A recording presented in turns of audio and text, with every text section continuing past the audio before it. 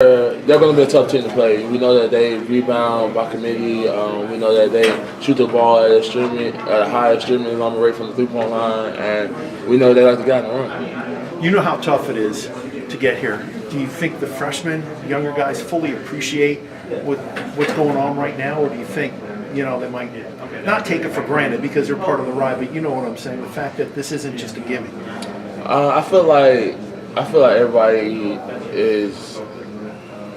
I feel like everybody is head over heels to where we at right now. Like I said, we had a lot of tough bumps early in the road. Had a lot of ups and downs in the season, but everybody has worked so hard for to get where we are right now. A lot of people counting us out in the early part of the year. A lot of people counting us out in this tournament, but we all came together and we all bought into what Coach wants and how he wants things done, and we all have one goal.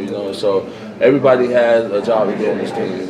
It's not just on one or two people's back. As you can see, Edson came in and gave us great minutes off the bench. So I feel like anytime anybody has that number card, they're going to go out there and play with 110% because everybody has one goal in this team. Do you think his performance yesterday can really inspire basically the whole team to say, hey, if it can happen to Anton, he was, that was unexpected. It could happen to anybody. I mean, I feel like it is. And, everybody takes it in that way. Nobody's worrying about how they're playing. Nobody's worrying about personal or individual goals. Everybody on this team has one mindset, and that's trying to get to Indianapolis and hang another banner up at our school. Is it hard not to talk yourself into, hey, we're only one win away, we're there? I mean, how do you keep yourself grounded and say, take it step by step, we've got to play Michigan State, and then we can... We've been doing it ever since the tournament started. We take it game by game. We don't sit around and look like, oh, we beat this team, we'll have to play this team. That's not what we're worried about. We take it one game at a time because we know that we don't take it one game at a time and try to move too fast to the next team. It can be snatched right away from us, and that's not what we, are doing right now. We're taking it one game at a time, looking at the team that we have to play and focusing in on taking them out of what they run and what they do best so we can move on to the next one.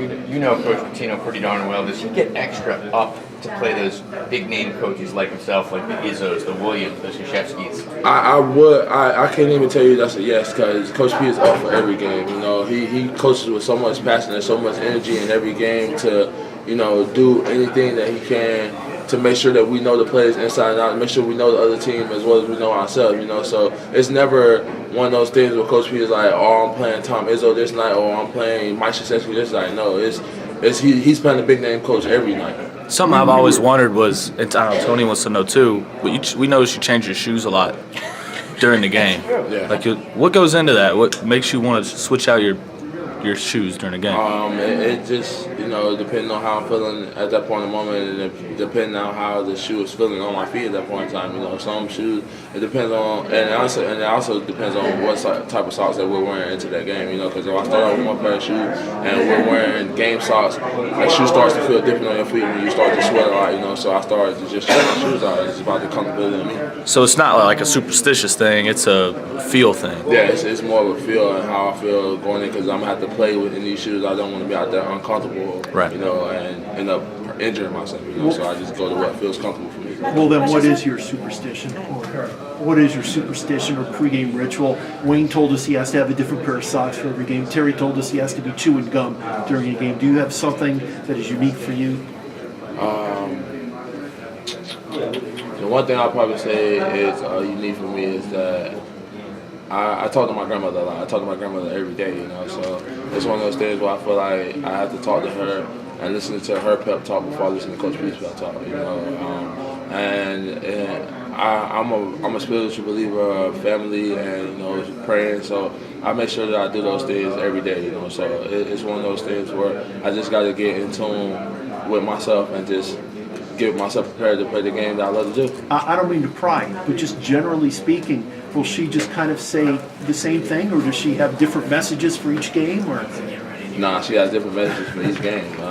She watches the game and tones in it like she's doing the scouting report. So it's basically one of those things that really get me prepared to play the game. Like I said, she watches all of my games, and it's just a blessing, that she can still be able to see my game. My grandmother is partially blind right now, so for her to still be able to watch my game and be able to see me, it's just an actual blessing. What's her scouting report for Michigan State? That we're gonna have to rebound, and she's right. We got to rebound. We got to keep them off the field. We got to keep them off the offensive guys because they shoot a lot of threes, but they get a lot of them back from offensive rebounding. So she said we're gonna have to rebound and make sure that we make sure we let them in the one shot. Was there ever a point in this season when things were kind of up and down that you thought to yourself, I came back for this?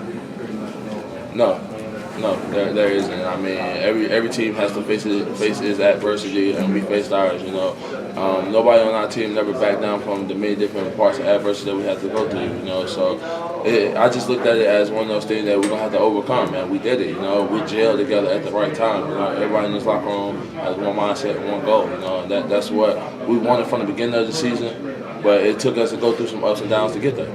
Back to your grandmother, was she a player? I mean, how does she know so much about basketball?